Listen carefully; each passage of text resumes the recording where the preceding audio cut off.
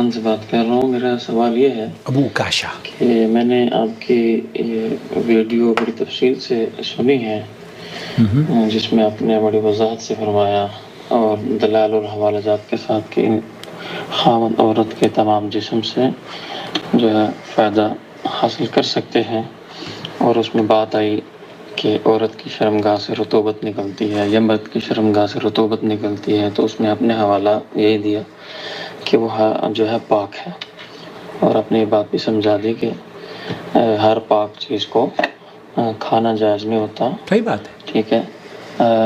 اب یہ تو بات ایک کلیئر ہو گئی کہ جسم سے فائدہ اٹھا سکتے ہیں، اس لیے مرد و عورت میاں بیوی دونوں ایک دوسرے کی شرمگاہ کو بوس و کنار کر سکتے ہیں. اصل میں بعض سوال اس وقت جنم لیتے ہیں جب کوئی چیز معاشرے کے اندر زیادہ عام ہو جائے، تو اس وقت یہ مسئلہ چونکہ درپیش ہے، اس لیے بعض علماء نے اس کو ناجائز حرام بھی کہا ہے. تو آپ نے اس پہ تفصیلی روشنی ڈالی.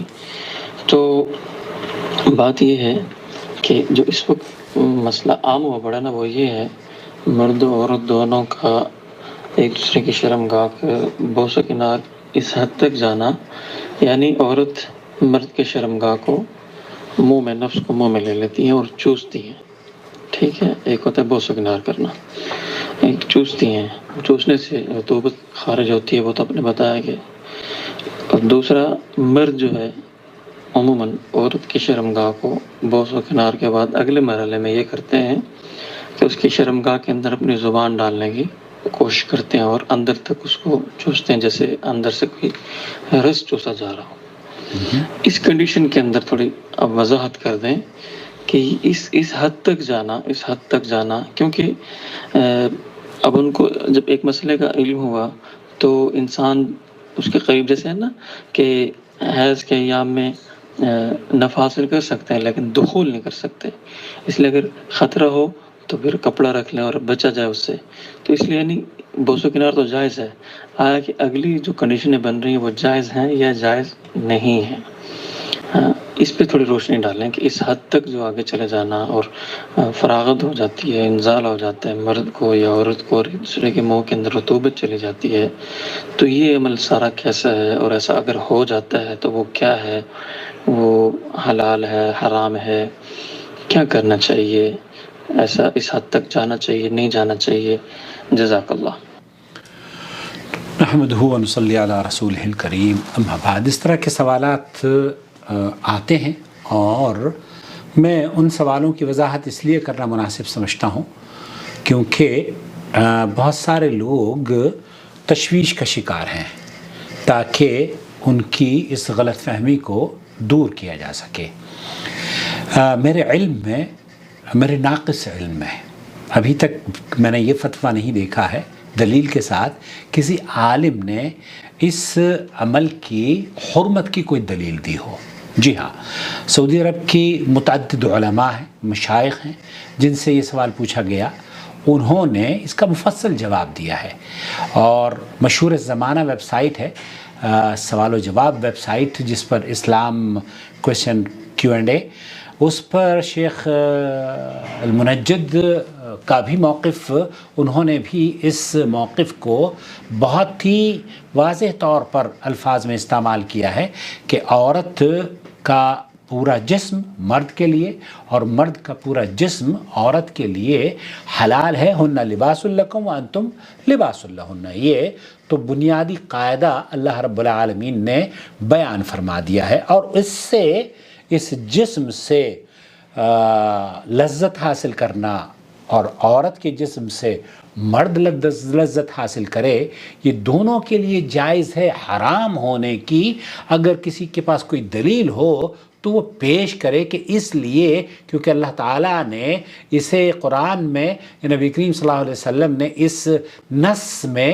اس کی حرمت بیان کری ہے. تو حرمت کا جو فتویٰ آپ نے سنا ہے وہ میرے علم کے مطابق محل نظر اس لیے ہے کہ اس پر صریح حکم اور صریح دلیل موجود نہیں ہے. بہرحال ایک خوبصورت بات جو میں آپ کے ساتھ شیئر کرنا چاہتا ہوں آپ کے مسئلے کو لے کر انہوں نے بھی اسی کو بیان کیا ہے.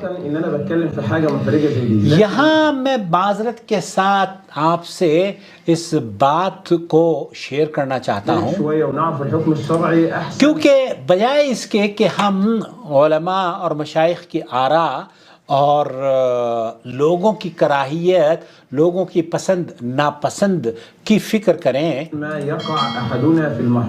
یہاں ہمیں یہ دیکھنا چاہیے کہ ہم کوئی حرام کام نہ کریں اور کسی ایسے غلط کام کا ارتکاب نہ کریں جو کہ میرے لیے یا شوہر کے لیے یا بیوی کے لیے گناہ کا یا اللہ کی ناراضگی کا سبب بن سکتا ہو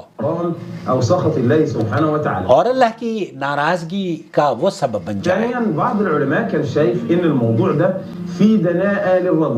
یہاں بہت سے اہل علم نے صرف اتنا موقف اختیار کیا ہے کہ یہ رجال جو ہوتا ہے نا رجال قوامون علی النساء یہ بادشاہ ہے یہ حکمران ہے یہ طاقتور ہے یہ عزت دار ہے اور اس کی عزت کی شائع نشان نہیں ہے کہ یہ اپنے منہ کو یا اپنے سر کو وہاں پر جھکائے. یہ ان کا خیال ہے جو کہ خیال بہرحال ان کا اپنا خیال ہو سکتا ہے لیکن یہ ہر خیال کیا قرآن و سنت کے مطابق ہو سکتا ہے اس لیے اس کو تفصیل سے جاننا چاہیے. یہاں اس بات کو سمجھا جاتا ہے کہ یہ مرد کی شائع نشان عمل نہیں ہے. ما يصحش وہ یہ کہتے ہیں کہ ہمارے یہاں تو لوگ یہ سمجھتے ہیں کہ بس خلاص اس کو نہ کریں اور یہ غیر ضروری بات ہے. یہ اقل من قیمتو یہ آپ کی قیمت میں کمی واقع کرتا ہے آپ کو چھوٹا کرتا ہے. کیا ایسا ہے؟ میں نہیں سمجھتا کہ ایسا ہے. لیکن اس کے باوجود بھی اس کو حرام کرنے کا فتویٰ نہیں دے پائے ہیں. الا يكون فيها ورد فيها نص اگر نص ہے قرآن حدیث میں تو اس کو حرام کرنے میں تو بالکل کوئی بھی حرام کر دے گا. جب نص نہیں ہے تو اس کی حرمت کی کوئی دلیل نہیں پیش کر پایا ہے. ما فيش تحریم للموضوع ده اس موضوع پر کوئی حرمت کی دلیل نہیں ہے بلکہ بعض اہل علم نے بعض فقہا نے اس کے بارے میں جو لکھا ہے وہ آپ سماعت فرمائیے. یہاں شیخ کہہ رہے ہیں کہ اگر کیا ایسی صورت میں کہ جب آدمی اپنی بیوی سے لذت حاصل کر رہا ہے تو کب اس کی اہانت اور کب اس کے لیے ناگوار گزر سکتا ہے.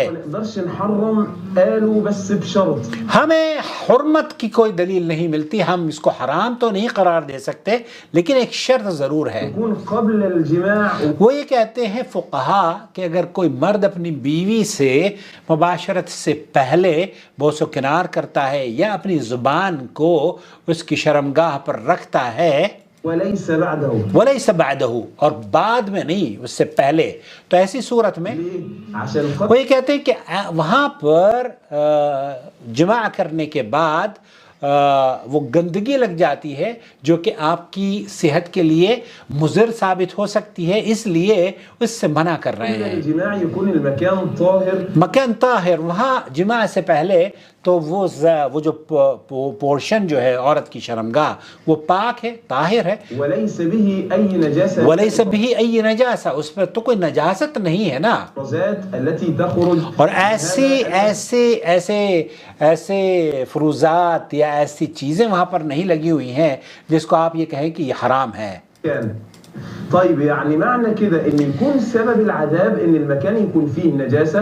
ان کی نظر میں ہو سکتا ہے انہوں نے یہ سوچا ہے کہ یہ گناہ یا اللہ کی نافرمانی اس وقت ہو سکتی ہے جب اس پر نجاست لگی ہو. فتدخل الى جوف الرجل تو جب وہ آپ کے حلق میں چلی جائے تو اس وقت شاید ان کا موقف یہ ہے کہ آپ اللہ کے عذاب کا مستحق ہو سکتے ہیں. حينها يكون على نجاسة وابتلع النجاسة فيكون سبب لعذابه والعياذ بالله. والعياذ بالله اللہ تعالی حفاظت فرمائے. لیکن یہ بھی درست بات اور موقف ان کا محل نظر ہے. أمن أو إن أمن هذه النجاسة. اس کا مطلب یہ ہوا کہ فقہا کی اصطلاح میں بھی اگر اس شرط سے کوئی شوہر اپنے آپ کو بچا لیتا ہے اور اپنی بیوی کی شرمگاہ سے وہ لذت حاصل کرتا ہے اور اپنے حلق میں کسی چیز کو داخل نہیں ہونے دیتا تو فقہا کے مطابق اس کا مطلب یہ ہے کہ اسے اس کام میں کوئی گناہ نہیں ملے گا. گناہ ان کے لیے گناہ صرف اس وقت ملے گا جب کہ وہ اس پروسیس سے گزریں گے کہ وہ شوہر اسے حلق میں داخل کر لے گا.